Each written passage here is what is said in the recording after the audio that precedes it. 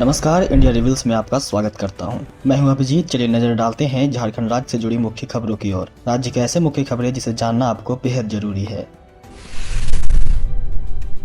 झारखंड में संकट में उच्च शिक्षा, विश्वविद्यालयों में शिक्षकों के 40% पद खाली। झारखंड की यूनिवर्सिटी में शिक्षकों के 40% से ज्यादा पद खाली है।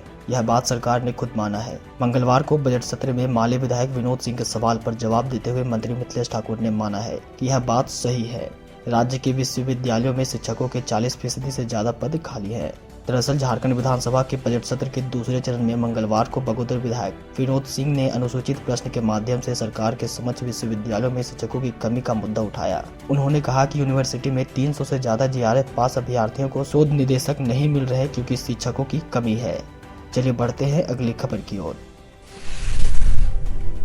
नियोजन नीति पर बीजेपी का हंगामा जारी। 60-40 नहीं चलतो लिखा टी शर्ट पहन पहुंचे विधायक। झारखंड विधानसभा का बजट सत्र जारी है। मंगलवार यानी 14 मार्च को भी सत्र की हंगामेदार शुरुआत हुई। हालात ऐसे थे कि बीजेपी विधायकों के हंगामे के बीच प्रश्नकाल चलाना पड़ा। भारतीय जनता पार्टी के विधायकों ने सदन में नियोजन नीति को लेकर हंगामा किया।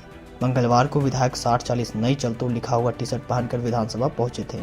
विधायकों ने सत्र की शुरुआत से पहले विधानसभा के मुख्य द्वार पर बैनर लेकर धरना प्रदर्शन किया। सदन के भीतर वेल में जाकर भी हंगामा किया। स्पीकर उनसे शांत रहने की अपील करते रहे पर वे शांत नहीं रहे। चलिए बढ़ते हैं अगली खबर की ओर। पूजा सिंघल प्रकरण में एक और आईएएस पर ईडी का शिकंजा। अब सीएम के पूर्व प्रधान सचिव की बारी। ईडी ने पूजा सिंघल से जुड़े केस में दूसरे आईएएस राजीव अरुण एक्का को नोटिस किया है। विशाल चौधरी के यहां छापे में कई डॉक्यूमेंट डायरी मिली थी जिससे लेन देन की पुष्टि हुई थी। राजीव अरुण एक्का को बुधवार को ईडी के समक्ष उपस्थित होना है।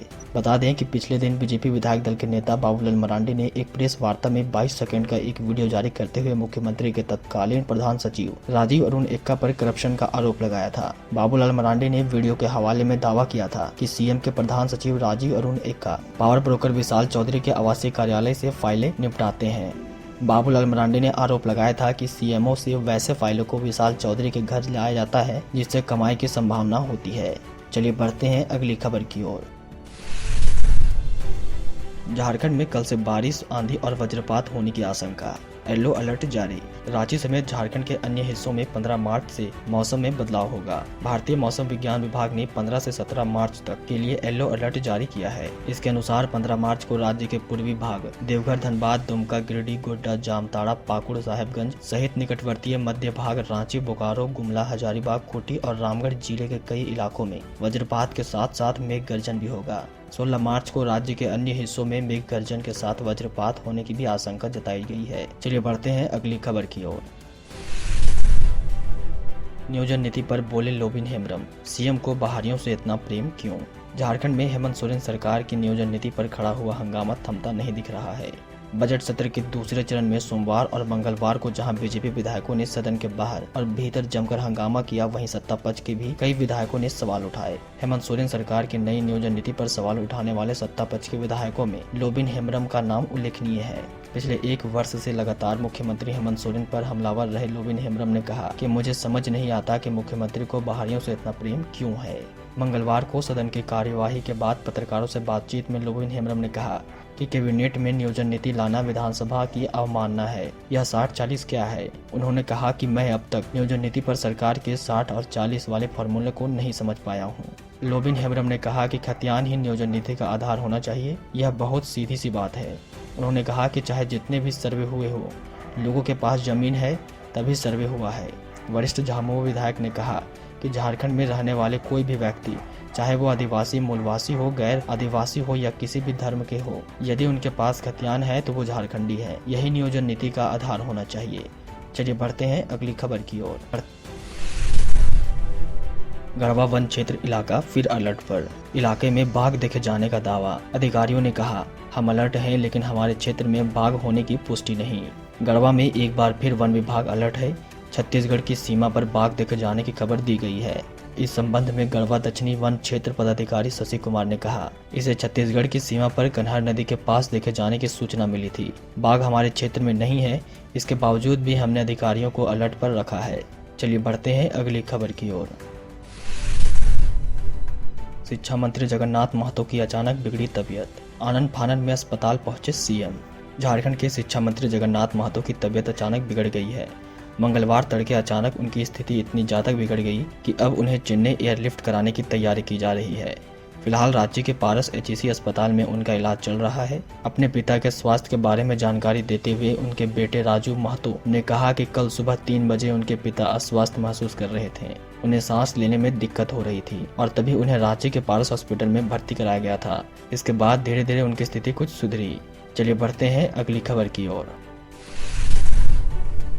देवघर एयरपोर्ट में उड़ान को लेकर हुए विवाद में निशिकांत दुबे, मनोज तिवारी सहित 9 के खिलाफ की गई एफआईआर निरस्त। देवघर एयरपोर्ट के उद्घाटन के मौके पर प्लेन की उड़ान को लेकर हुए विवाद के मामलों में झारखंड हाईकोर्ट ने सांसद निशिकांत दुबे को बड़ी राहत दी है। इस मामले में निशिकांत दुबे सहित सांसद मनोज तिवारी सहित 9 लोगों को आरोपी बनाया गया था। हाईकोर्ट के जस्टिस संजय कुमार त्रिवेदी की अदालत ने क्रिमिनल रीट याचिका पर सुनवाई पूरी होने के बाद मामले को लेकर देवघर के कुंडा थाने में दर्ज प्राथमिकों को निरस्त कर दिया है। चलिए बढ़ते हैं अगली खबर की ओर।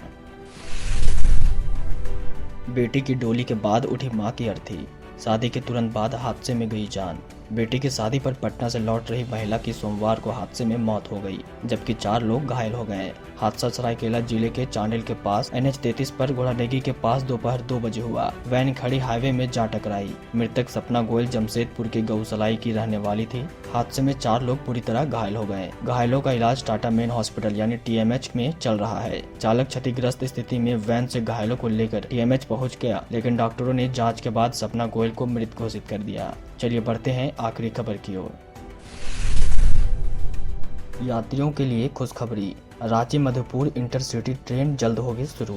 रांची से मधुपुर जाने वाले यात्रियों के लिए खुशखबरी। रांची से मधुपुर वाला कोडरमा और हजारीबाग रेल लाइन पर जल्द ही पहली इंटरसिटी एक्सप्रेस ट्रेन चलेगी। यह जानकारी हजारीबाग के विधायक मनीष जायसवाल ने ट्वीट कर दी है। ट्रेन के जल्द शुरू होने की संभावना है। Ranchi Madhupur intercity express train Deoghar के मधुपुर से सुबह 6:15 बजे रवाना होगी। यह ट्रेन महेश मुंडा, न्यू गिरिडीह, जमुआ, धनवार, कोडरमा, बरही, कटकमसांडी, हजारीबाग, चरही, बरकाकाना, मेसरा होते हुए उसी दिन दोपहर 1:10 बजे रांची पहुंचेगी। यही ट्रेन रांची से दोपहर 3:25 बजे रवाना होगी और रात 10:15 बजे मधुपुर पहुंचेगी। मधुपुर से रांची तक की यात्रा 6 घंटे 55 मिनट में तय की जाएगी। यह ट्रेन 15 स्टेशनों पर रुकेगी। आज का खबर यहीं समाप्त होता है। अगर आपको हमारा वीडियो अच्छा लगा हो तो चैनल को सब्सक्राइब करें और लाइक करना बिल्कुल ना भूलें। धन्यवाद।